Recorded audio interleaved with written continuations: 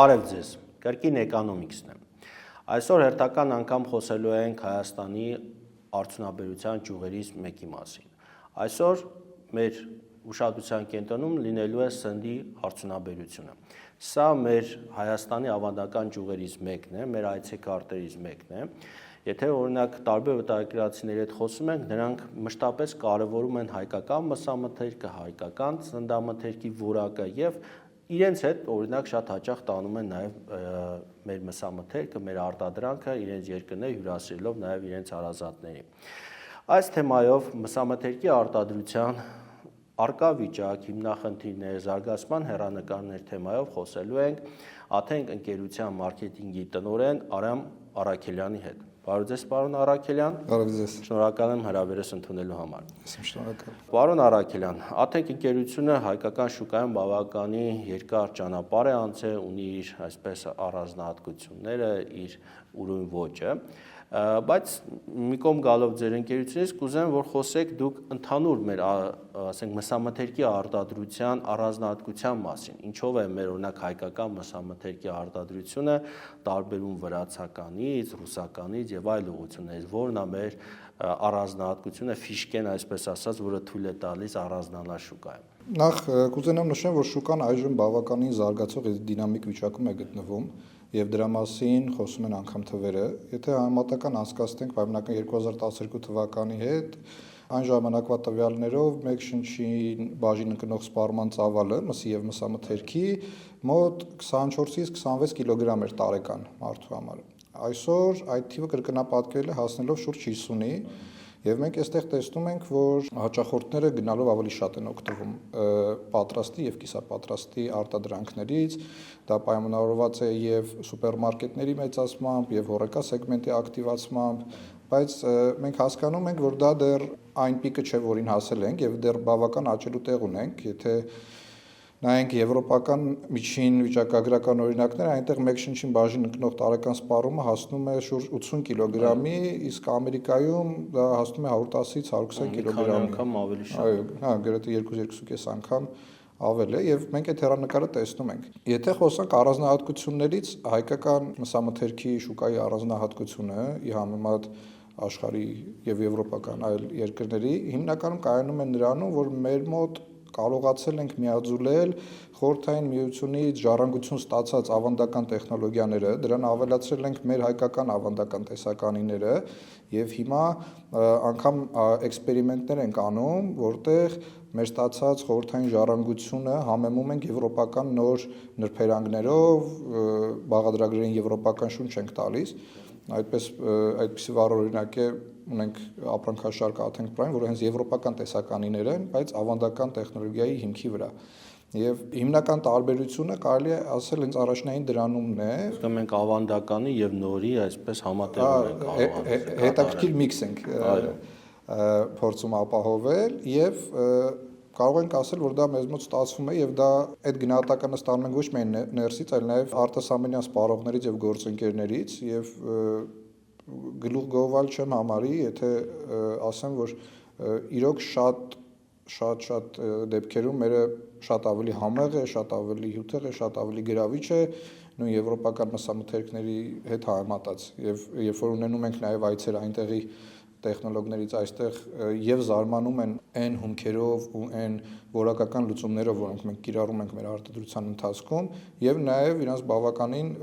գրավում է համը, քանի որ մեր համերը ավելի այսպես հարուստ են եւ հարուստ համային փունջ են ապահովում, մինչդեռ եվրոպական մի շարք երկրներ մենք տեսնում ենք ավելի միօրինակ, ավելի միապաղաղ, ավելի sense թույլ արտահայտված, իսկ մեր մոտ sense բավականին ակցենտավորված է եւ դա մեր ոլորտի հաղթանակներից է, որ կարողացել են այդ համը ստանալ, ունենալով նաեւ շատ բարձր որակ։ Պարոն Առաքելյան, դուք հետաքրքիր ներկայացեցիք մեր շուկայի առանձնահատկությունների մասին։ Կարծում եմ շատ կարևոր է նաև հասկանալ ովքեր են խաղացողները։ Մենք ունենք տեղական արտադրություններ եւ ներկրումներ։ Այս դաշտում ինչ իրավիճակ է եւ ինչ մրցակցային իրավիճակ կա։ Այստեղ եւս իրավիճակը տարբերվում է ստանդարտ այլ երկրների իրավիճակներից։ Տեսեք, շուկան բավականին կենտրոնացած է, կենտրոնացված ասելով կան 2-ից 3 խոշոր խաղացողներ, բայց դրա հետ մեկտեղ նաև կան տասնյակ միջին եւ մանր խաղացողներ եւ այդ մանր միջին խաղացողներ եւ ներմուծված տեսականին արդեն իրար մեջ փորձում են բաժանել շուկայի մնացյալ հատվածը։ Դա ունի եւ իր դրական ազդեցությունը եւ նաեւ հնարավոր ռիսկերը, որովհետեւ եթե խոսում ենք առավելությունների մասին, այսինքն կան առաջատար ընկերություններ, որոնք թելադրում են որակի չափանիշներ եւ այդպիսով բարձրացնում են այն նշաձողը, որը սահմանված է եւ մնացած ընկերությունները նրանց հետ մրցակցելու համար պարտավոր են մտնել այդ որակական մրցավազքի մեջ։ Մինչդեռ այսօր շատ դեպքերում տեսնում ենք, որ ժամանակ առ ժամանակ տարի հայտնվում են նոր խաղացողներ, որոնք չկարողանալով որակական մրցավազքում պայքար առաջարկել, առաջարկում են պայքար գնային մրցավազքում, բայց դրանք հիմնականում շատ կարճատև բնույթ են կրում եւ շուկան ավտոմատ ինքնամաքրվում է նման խաղացողներից։ Իսկ իրացման մասով, այսինքն ձեր իրացման շուկան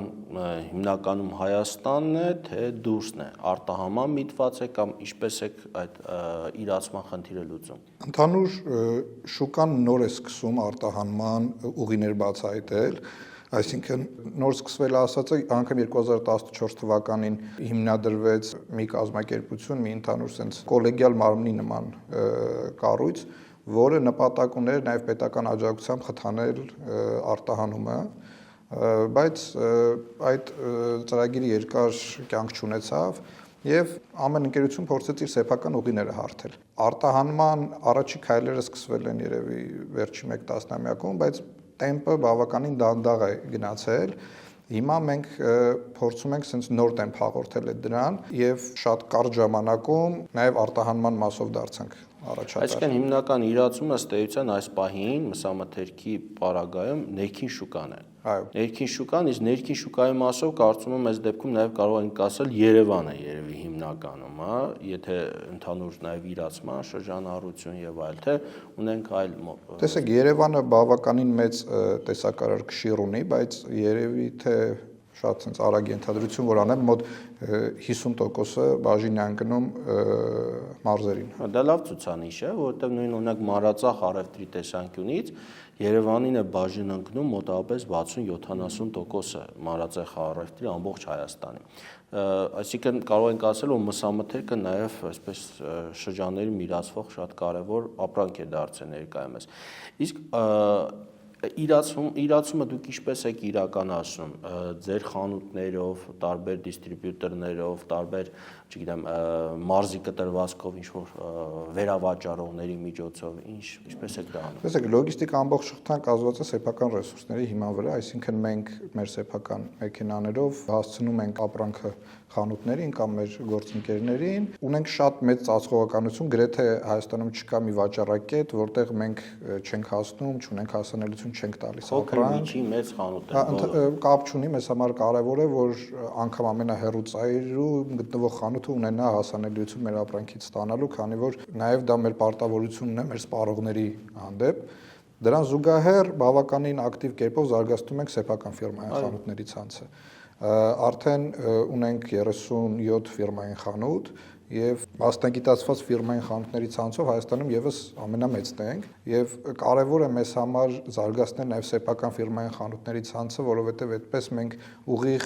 շփում ենք ունենում մեր հաճախորդների հետ, դրանց հնարավորություն ենք տալի ավելի լավ ծանոթանալ այն տեսականուն, որը մենք առաջարկում ենք, ավելի լավ հասկանալ, ստանալ մասնագիտացված սպասարկում եւ ծանոթանալ բոլոր այն նրբություններին ու իրենց ուզող հարցերի պատասխանը ստանալ, որոնք սովորական խանութների պարագայում միգուցե այդքան էլ հնարավոր չլինի կամ նույն որակով չլինի։ Այսինքն դուք ձեր աթենք այսպես խանութների ցանցով կարողանում եք սպառողին ավելի մոտ լինել եւ ինֆորմացիան ավելի լավ հավաքագրել, որի անշուշտ կարող նշանակություն ձեր պրոդուկտների զարգացման համար։ Արտահանման մասով ինչ կասեք, որ ուղղությամբ եք այս պահին արտահանում եւ ինչ ցուցանիշներ ունեք։ Մենք անցյալ տարվա վերջից բավականին մեծ արդեն ակցենտավորում սկսեցինք կատարել արտահանման վրա։ Դա մեզ համար դարձել է գերակա ուղղություն, մենք նպատակ ունենք ընդլայնել աշխարհագրությունը, ավելացնել մատակարարվող ապրանքատեսակների ծավալները եւ հասկանում ենք, որ դա շատ կարեւոր է եւ տնտեսական ակտիվություն ապահովելու համար։ Դա կարևոր է անգամ եղած բարձր որակի հանդեպ ավելի բարձր որակ ստանալու համար։ Դա կարևոր է մեծ ծավալների շնորհիվ ինքնարժեքի նվազեցման եւ ավելի հասանելի գին առաջարկելու տեսանկյունից եւ այս պահին գործող Անշուշտ նաեւ դիվերսիֆիկացում անելու համար։ Այո, եւ հենց դա է պատճառը, որ դիվերսիֆիկացիան մեզ համար շատ կարևոր։ Մենք ունենք ԵԱՏՄ երկրներ, որտեղ անմաքս կարողանում ենք արտահանել ապրանքներ, որը բավականին մեծ խթան է եւ այդ ուղղությամբ արտահանումներ ունենք Ռուսաստան, Ղազախստան, բայց մենք հասկանում ենք, որ պետք է դիվերսիֆիկացիա անել եւ արտահանում այս պահին ունենք Վրաստանում, փորձում ենք մտնել նաեւ արաբական շուկաներ, որովհետեւ մերձավոր արևելքի երկրներ դրանք շատ մեծ եւ հետաքրքիր շուկաներ են, որտեղ իրոք կա մեծ բաց, որը մենք կարող ենք լրացնել։ Մսամթերքի արտադրության պարագայում անշուշտ շատ կարևոր է հումքը, միսը։ Վերջին տարիներին ցավոք սրտի մենք ունենք անասնագլխաքանակի ծավալների կրճատում եւ նաեւ օրինակ մսամթերքի գինն է բավականին տատանվում եւ այլն։ Դուք այս խնդիրը ինչպես եք լուծում եւ դա ինչ ազդեցություն է թողնում ձեր օրինակ ինքնարժեքի վրա, հումքի գների տատանումները մոտավոր։ Այո, ցավոք մեր ներկա վիճակով մեր գյուղատնտեսությունը, անասնապահությունը ի վիճակի չէ ապահովել այն ամբողջ ծավալը, որով մենք արտադրություն ենք կազմել։ Նկատի ունեք քանակի տեսանկյունից, թե որակի տեսանկյունից։ Եվ դեռ կարելի է գտնել սահմանափակ քանակի որակյալ հումք, հա, բայց եւ դրա քանակն է քիչ, եւ ընդհանուր անգամ եթե որակին էլ ուշադրություն դարձնենք, անգամ ընդհանուր քանակն է բավականին քիչ։ Մեր գործարանը, որը 2025-ին բացեցինք Գետամեջ համայնքում, տարածաշրջանում ամենամեծն էր տեսակի մեջ եւ օրական միջև 100-ից 120 տոննա արտադրանք է կարողանում տալ։ Եւ սա հաշվելով, որ սա շուկայի թեկուզ ամենամեծ, բայց ընդամենը մի խաղացողի տված արդյունքն է եւ այո, բավականին Այսինքն որքան մսի պահանջարկ ունենաք այս պարագայում մոտավորապես։ Տեսեք, կոնկրետ թվեր ասելուց կխուսափեմ, որ չսխալվեմ, բայց ունենք համեստ հաշվարկներ, որ շատ կարճ ժամանակ կբավականացնի, եթե ամբողջ հումքը միայն մենք կարողանանք առնել անգամ տեղական եւ մյուսներին չմնա եւ անգամ որպես միս վաճառքից ամբողջ ծավալը մենք վերցնենք։ Դա իրականում խնդիր է եւ մենք տեսնում ենք, որ մեր երկրում բավականին հաճախ լինում են այսպես անկայունություններ, մասնավորապես, չգիտեմ, նույն 17 թվականին, երբ որ երաշտեր եւ անասնակերի լուրջ խնդիրներ կար, մենք տեսանք ինչ կտրուկ թանկացավ մսի գինը, հա, որը անթույլատրելի է նման մեծ արտադրողների համար, որովհետեւ իրենք իրավունք չունեն այդպես տատանվող գնային քաղաքականություն, մենք նաև սոցիալական պատասխանատվություն ունենք մեր հաճախորդների առաջ եւ պետք է միշտ փորձում ենք նրանց տալ լավագույնը հնարավոր մատչելի գնով, որովհետեւ մեզ համար առաջնային միևնույն է որակն է, այլ ոչ թե գինը։ Այստեղ կարծում եմ պետությունը մեծ դերակատարություն կարող է ունենալ, չնայած կան փոքր քայլեր, որոնցով խթանվում են տոհմական ոչխարների, անասունների, անգամ խոզերի բուծումը եւ զարգացումը, բազմացումը, բայց դրանք շատ փոքր քայլեր են եւ մենք մեր հերթին փորձում ենք խթանել նրանց մասնակից դարձնելով նաեւ մեր արտադրական շղթային, բայց դրանք ցավոք սրտի կրկին ասում եմ, դեռ շատ փոքր քանակներ են, որպեսզի կարողանան ինչ որ զգալի տոկոս անգամ բավարարել։ Դուք երկար տարիներ շուկայում գործելով կարծում եմ պետքա քաջածանոթ լինեք նաև ոլորտի խնդիրների հետ, այսինքն մենք ինչ տնտեսական, հարկային, կազմակերպական խնդիրներ ունենք ներկայումս, որը խոչընդոտում այս ոլորտի զարգացմանը։ Տեսեք, դա ուղիղ կապված է նաև մեր քիչ առաջ քննարկված թեմաների հետ, քանի որ տեղական շուկան բավականին փոքր է եւ սահմանափակ է, դա շատ արտադրողների հնարավորություն չի տալիս աճելու եւ այդ աճի հնարավորության բացակայությունը իրար հետ բերում է մի շարք խնդիրների։ Այստեղ կարևորագույն խնդիր ունենք նորարարություններ ինտեգրելու։ Պետք են ավելի շատ ավտոմատացված սարքավորումներ, եվրոպական սարքավորումներ, որոնք հնարավորություն են տալիս եւ ինքնարժեքի էժանացման մասով եւ նաեւ ստանդարտային մեր մսամթերքը համապատասխանում է եվրոպական ստանդարտներին։ Մենք անցել ենք այդ հավաստագրման գործընթացը։ Այո, մենք եւ երբ որ ասում եմ մենք ավանդականի նորարարի կրողն ենք, մենք եւ առաջնորդվում ենք խորհրդային ժամանակներից եկավ գոստով եւ նաեւ ունենք հասպ սերտիֆիկացումը, նաեւ մի քանի ամիս առաջ եւս մեկ անգամ թարմացրեցինք մեր ISO 22000 սերտիֆիկացումը, որը եվրոպական ամենաբարձր ստանդարտներից մեկն է եւ ցույց է տալիս արտադրական ամբողջ շղթայի հետագծելիությունը։ Ստանդարտի մուտքի արգելք այս պահին չկա որակի, այսպես տեսանկյունից, եթե նայենք։ Ոչ, որակի տեսանկյունից չկա, կան որոշակի օրենսդրական կարգավորման կարիքներ, բայց որակի տեսանկյունից չէ, բայց այնուամենայնիվ դրա վրա չենք ուզում կանգնենք, ուզում ենք կան ավելի խիստ սերտիֆիկացումներ, որոնք պատրաստ ենք անցնելու, այժմ ուղղակի կազմակերպչական որոշ հարցերի մեջ ենք, բայց կարող ենք շատ օրենսդրական խնդիրների մասին եք խոսում, որոնք ձեզ պետք է փոխվեն, բարելավեն։ Կան որոշակի օրենսդրական նախաձեռնություններ, որոնք իրենց դրական ազդեցություն ունենում են։ Մասնավորապես կառավարությունը հաստատում է քվոտաներ ժամանակ առ ժամանակ որոշակի տեսակի մսերի ներմուծման համար ազատելով մաքսատուրքից, որը էական աջակցություն է եւ բավականին զսպող գործոն է հանդիսանում գնագոյացման մասով։ Կա նաեւ լիզինգային ծրագրեր, որոնց միջոցով սարքավորումները շատ մատչելի տոկոսով կամ անգամ 0%-ով գնելու հնարավորություն է ընձեռվում, դա եւս դրանց ծավալները դեռ շատ մեծ չեն, բայց նախադեպերը կան եւ հետեւողական ծրագրերի ընդլայնումը միանշանակ բերելու է իր post-effect-ը։ Այստեղ նաեւ ելի անդրադառնալով կցանկանայի ընդգծել կարևորությունը տեղական գյուղատնտեսության անասնապահության խթանման ծրագրերի իրականացմանը, հետևողական իրականացմանը, կոմպլեքս ծրագրերի մշակմանը, քանի որ շատ հաճախ մենք տեսնում ենք ասենց առանձին ծրագրեր, որոնք առանձին կարող է ինչ-որ մի հատ էֆեկտիվություն ապահովեն, բայց ընդհանուր միավոր որպես բավականին ցածր էֆեկտիվություն են եւ տեղային բնույթ են կրում, այլ ոչ թե համակարգային բնույթ։ Այստեղ նաև պետությունը կարծում եմ մեծ գործ ունի անելու արտահանման խթանելու մասով, որտեղ կարող է հատուկ առաջարկներ տալ ընկերություններին։ Ինչպես եք պատկերացնում, օրինակ, պարոն Հարակյան։ Տեսեք, իմ անձնական պատկերացումներից մեկը այն էր, որ միգուցե անգամ բեռնափոխադրման սուբսիդիայի տեսքով կարող է դա լինել, կարող են պրոյեկտներ դնել, որտեղ հայ խոշոր արտադրողների համար անգամ ինքնաթիռ առանձնացնեն, բնականաբար դնելով տակը հետգնման հստակ հաշվարկներ, բիզնես կոմպոնենտ։ Այստեղ մենք շատ հաճախ բախվում ենք մեր երկրի շրջապակված լինելով հիմնական մեր ուղղությունը Վրաստանի միջով է եւ գիտենք եղանակային պայմանները մի փոքր վատանում է եւ ամբողջ տարանցիկ ուղիները կանգնում են, երբ որ փորձում ենք Ռուսաստան գնալու թանկ է եւ բավականին թանկ է եւ անկայուն, որ հատկապես մենք գործ ունենք կարճ ժամկետ ունեցող մթերքի հետ, որի պարագայում դու ուղակի այդ ապրանքը էլ չես կարողանում իրացնել։ Այսինքն բավականին ռիսկային է նաև ճանապարհի մնալը, ապահովագրունակ պետությունը նաև ապահովագրական ծրագրեր ունի արտահանման բարակայում։ Դուք օգտվում եք, ձեր ընկերությունները օգտվում են։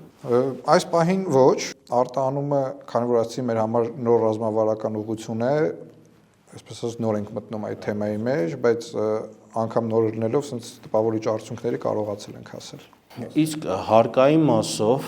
ինչ խնդիրներ ունեք, օրինակ հարկային օրենսդրության,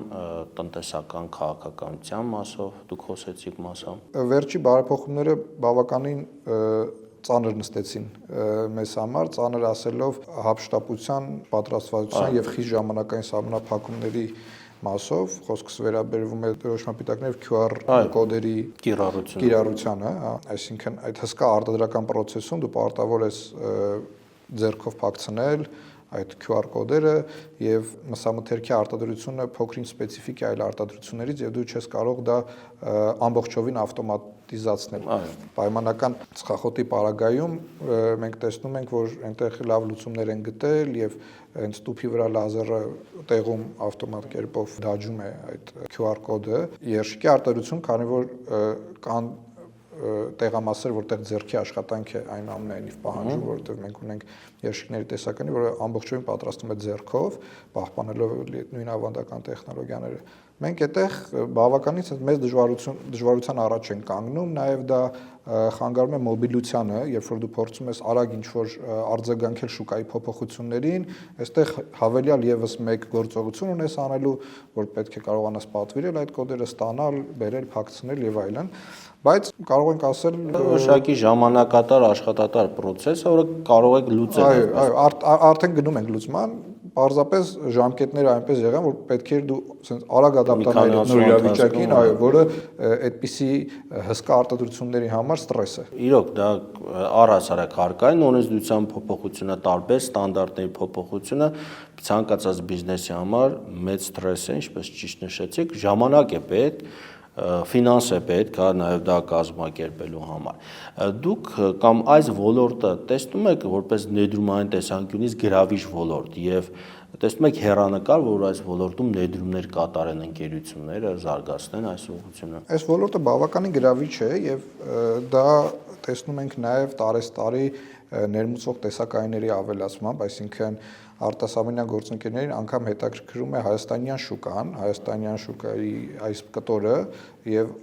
ամեն տարի տեսնում ենք բավականին հեղինակավոր ընկերություններ, որոնք մուտք են գործում այս շուկա։ Հետևաբար կարող ենք ասել, որ այո, եւ ինչպես նաեւ հաղորդման սկզբում նշեցին, պոտենցիալը տեսնում ենք հստակ աճի,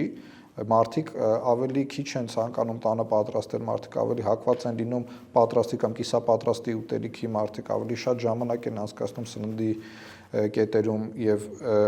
այդ շղթայի բոլոր մասնիկներում մենք ունենք մատակարարում եւ ունենք առաջարկելու ինչ-որ բան, այնպես որ ես վստահ եմ, որ առաջիկա տարիներին այս ոլորտը շատ ավելի է զարգանալու եւ զուտ սպառման ծավալների ավելացմամբ եւ նաեւ տեսականու ընդլայնմամբ եւ սկզբում չնշեցի, բայց նաեւ մեր առանձնահատկություններից մեկը հայկական ուսանողների արտադրության նա իր տեսականին է,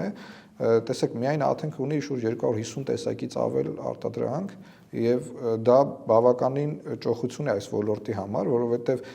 նույն էլի Եվրոպայում մենք հանդիպում ենք գործարաններ, որոնք կարող է հայաստանյան գործարաններից մի քանի անգամ ավելի մեծ լինեն, բայց արտադրեն 5-ից 10 տեսակ, այսինքն իրանք իրենց նիշան վերցրել են հենց այդ 5-ից 10 տեսակ եւ միայն դրա վրա մասշտաբի էֆեկտով, այո, մասշտաբի էֆեկտով փորձում են ապահովել իրենց բիզնես մոդելը, բայց մեր մոտ, այսպես ասած, հայավարի մենք փորձում ենք ամեն մեկը ցանկանում է իր նախընտրած տեսակը գտնել խանութում եւ դա էլ ստիպում է արդեն արտադրողներին մաքսիմալ տարբեր տեսակայիններ արտադրել, որպեսզի ամեն սպառողի համար ունենա առաջարկելու կոմը ինքնարժեքը մի քիչ ավելի թանկ է ստացվում։ Այո, դրա համար էլ փորձում ենք ավտոմատիզացնել, ավելի մեծացնել արտադրությունը, դիվերսիֆիկացնել, որ կարողանանք ծավալի հաշվին նաև ավելի մատչելի գնումներ կատարել, որներ իր հերթին արդեն կանդրադառնա ինքնարժեքի նվազեցման վրա կամ պահպանման։ Դուք նշեցիք, որ այս ոլորտը ըստ էության զարգացող է, հաշվի առնելով, որ մարդիկ նախընտրում են դրսում սնվել, տանը չպատրաստել եւ այլն։ Դուք այս ոլորտի զարգացումը ինչպես եք տեսնում, հա, մոտակա տարիների ընթացքում, այսինքն որ ուղղություններով պետք է զարգանա ոլորտը։ Տեսեք, մենք հստակ վերջի տարիներին տեսնում ենք էական ակտիվացում կիսաֆաբրիկատների շուկայում եւ երշիկը եւս իր աճի տեմպը պահպանում է, բայց երշիկի աճի տեմպը բավականին ցածր է ի համեմատ կիսաֆաբրիկատի, որտեղ նա տարեստարի աճում է երկնիշ կամ եռանիշ թվերով։ Եվ Ռուսաստանի օրինակը եւս մեզ ցույց է տալիս, որ այդ շուկան գալու է մի օր եւ անցնի անգամ երշիկի շուկային, քանի որ երշիկը դա կարելի է դասակարգել որպես խորտիկ, իսկ կիսաֆաբրիկատը դա հնարավորություն է կատարելապես փոխարինել քո ամենօրյա կերակուրին, ճաշին եւ մենք էլ տարեստարի էլ ավելի ենք զարգացնում այդ ուղղությունը, նոր տեսակայիններ ենք ներմուծում, դնում արտադրության մեջ եւ տեսնում ենք, որ բավականին մեծ հետաքրքրություն կա հենց կիսաֆաբրիկատների շուկայում եւ նույն կիսաֆաբրիկատի սպառման ծավալով Ռուսաստանը մեզնից առաջ է 5-ից 6 անգամ, այսինքն այստեղ էլի տեսնում ենք տենդենսը, որտեղ ենք եւ ուր կարող ենք գնալ։ Այս ոլորտի պարագայում շատ կարեւոր է անշուշտ տեխնոլոգիաները եւ մարդը, հա, տեխնոլոգները։ Այս խնդիրը ինչպես է լուծում կամ այս ոլորտը ինչպես է այս խնդիրը փորձում այսպես լուծումներ գտնի երկարաժամկետ առումով, որովհետեւ մենք բարբերաբար խնդիր ունենք այդ տեխնոլոգիաների պատրաստման մասով, մեր բուհերը նաեւ այս մասով բավականին թերանում են գետնի վրա իրական կյանքում ինչպես են այդ տեխնոլոգիաների հարցը լուծվում։ Տեսեք, դա հիմնականը, ինչպես նշեցի, որ ելի կրկնվեմ, որ մեր մսամթերքի ոլորտը բավական հետաքրքիր միքս է, այդ միքսը նաև անդրադառնում է հենց նաև տեխնոլոգիաների վրա։ Մենք խորհրդային միությունից ունենք ստացած ժառանգություն տեխնոլոգների, որոնք բավականին օգնեցին այս ոլորտի կայունացման վրա մեծ ազդեցություն ունեցան եւ մենք զարգացրեցինք դա եւ նաեւ ներմուծեցինք եվրոպական փորձը։ Մենք տարեկան մի քանի անգամ ունենում ենք վերապատրաստումներ, որտեղ մեր տեխնոլոգները գնում են իրենց գործընկերների մոտ կրթվում են, նրանք են գալիս փոխանակման այցերով եւ դա արտահայտվում է մեր նոր տեսականիների ավելացմամբ եւ կարող ենք ասել, որ դա լավ պրակտիկա է եւ բավականին օգտակար է լինում երկու կողմի համար էլ։ Դրանից բացի մենք ներդրել ենք նաև տեխնոլոգիաների վերապատրաստման ուսուցման ծրագիր, որտեղ մենք վերցնում ենք նոր ավարտ ուսանողներին կամ տեխնոլոգի, ով ցանկանում է վերապրոֆիլավորվել կամ բավականաչափ գիտելիքներ չունի կամ հարակից այլ ոլորտից է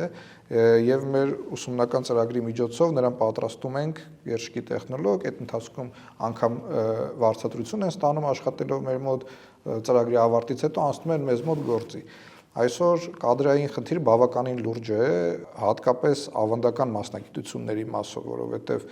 ի հայտ են եկել վերջի տասնամյակների ընթացքում բազմաթիվ նոր մասնագիտություններ, որոնք ավելի գրավիչ են երիտասարդության համար։ Բարձր աշխատանք։ Այո, ավելի գրավիչ պայմաններով բայց կան իրոք նվիրյալներ, որոնք դեռ պահպանում են այդ ավանդական մասնագիտությունների պահպանման հույսը դեռ վառ են պահում։ Եվ այդտեղ էլ ենք մենք գործանում հոկտեմբեր-նոյեմբեր ամսին Ագրարային համալսարանում մենք բացեցինք Աթենքի բրենդավորված լսարան, որի նպատակը եւս տեղում զարգացնել, ավելի գրավիչ դարձնել, ավելի հաճելի միջավայր ապահովել ուսանողների համար եւ դատելով բացման արարողության ժամանակ մեր լսած արձագանքներից, որ բավականին ոգևորիչ են, այլ անգամ ֆակուլտետների ուսանողները նախանձում էին, թե ինչի սա մեր ֆակուլտետում չի բացվել եւ կարծում ենք եւ նմանատիպ քայլերը շարունակական ենք դարձնելու։ Այս տարվա համար եւս մի քանի ծրագրեր ունենք, որոնք թույլ տվեք դեռ չբարձրաձայնել, բայց դրանք բոլորը ուղղված են կրթության այն կետերին, որոնք մեր համար կարեւոր են, մեր համար ստրատեգիկ են։ Մենք մեր համար բավականին կարեւոր է կրթության զարգացումը, նաեւ մենք ասում ենք, որ ահա տեսեք, մենք ձեզ բերում ենք կենթանի օրինակներ, որ նույն մեր այդ բացմանը ներկա էր մեր արտադրության տնօրենը, որը եւս տարիներ առաջ ուսանել էր հենց այդ համալսարանում, ասում ենք, հա տեսեք կենթանի օրինակ, որ կարող եք մի քանի տարի հետո հայտնվել այստեղ, ամեն ինչ իրատեսական է, մենք էլ պատրաստ ենք ձեզ ամեն ինչով օգնել։ Անշուշտ շատ կարևոր է բիզնես կրթություն կապի առկայությունը, որը երկարաժամկետ զարգացման ուղղված քայլ է, ողջունելի է եւ անշուշտ պետք է շնորհակալ լինել ձեր կարևոր քայլերի համար։ Միաժամանակ նշեմ, որ ֆիրման պետք է զարգանում է անշուշտ, հետաքրքիր ծրագրեր եք իրականացնում։ Դուք ունեք ապագային միտված թիրախներ, որին ուզում եք հասնել, օրինակ ենթադրենք 5 տարի հետո, 10 տարի հետո, ունեք զարգացման ձեր տեսլականը թվային առումով։ Տեսեք, քանի որ մենք արդեն մի քանի տարի շարունակ շուկայի բացարձակ առաջատարն ենք եւ էականորեն գերազանցում ենք անգամ երկրորդ տեղը զբաղեցնող ընկերությանը, միևնույնն է մենք տեսնում ենք աճի պոտենցիալ, բայց մենք թիրախավորումը ավելի կատարում ենք մարդկանց ռացիոնում մսամթերքի ավելացման վրա, սպառման ավելացման վրա եւ դրա համար ծրագրեր ենք իրականացնում, որտեղ մարդկանց բացատրում ենք ինչպես ընտրել որակյալ երշիկ, ինչին ուշադրություն դարձնել, ինչն է կարևոր, ինչ օգտակար հատկանիշներ ունեն, վերջ-վերջո մսամթերքը նաեւ բջջանյութերի կարևոր աղբյուրներ են, անփոխարինելի աղբյուրներ են եւ մենք իրոք կարողանում ենք առաջարկել այնպիսի արտադրանք, որը որակյալ է եւ անգամ նախատեսված է երեխաների համար եւ մենք պարտանում ենք դրանով, որտեվ ինչպես գիտեք, այս ոլորտի հետ կապված շարժումները բազմաթիվ են եկած էլի խորհրդային ժամանակներից, ընկալումը ոչ միանշանակ է, դա տեղ-տեղ, այսպես ասած, ծաղկացված տեղ-տեղ ամբարեխիղ ընկերությունների, այո, արտադրողների ստեղծած իմիջն է,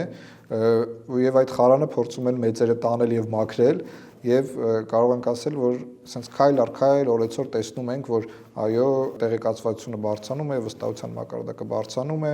եւ դա ուղղակիորեն անդրադառնում է նաեւ մեր վաճառքների վրա։ Այսինքն այստեղ դեռ աճելու բավական տեղ ունենք, բայց իրական աճը թաքնված է հենց արտահանման մեջ։ Պարոն Առաքելյան, շնորհակալ եմ հետաքրքիր զրույցի համար։ ձեզ մաղթում եմ նորանոր հետաքրքիր ծրագրեր առաջ տաց, դուք շատ կարևոր գործ եք անում մեր տնտեսության համար եւ պետք է անշուշտ ողջունել, աջակցել ձեզ այս առումով։ Հարգելի հետևորդներ, այսօրվա մեր քննարկման թեման բավականին հետաքրքիր, համով թեմա էր, կարծում եմ, նաեւ այս ոլորտը մեր աջակցության, մեր ուշադրության կարիք ունի, մեր տեղական արտադրությունը դեռ նոր, այսպես մակարդակի պետք է հասցնենք, նոր թիրախներ պետք է ունենանք։ Այո, մենք պետք է փորձենք արտահանման նոր շուկաներ գտնել, այս առումով մեծ օգնություն պետք է ցուցաբերի մեր սփյուռքը, գնելով մեր տեղական արտադրությունը, խրախուսելով իրացումը։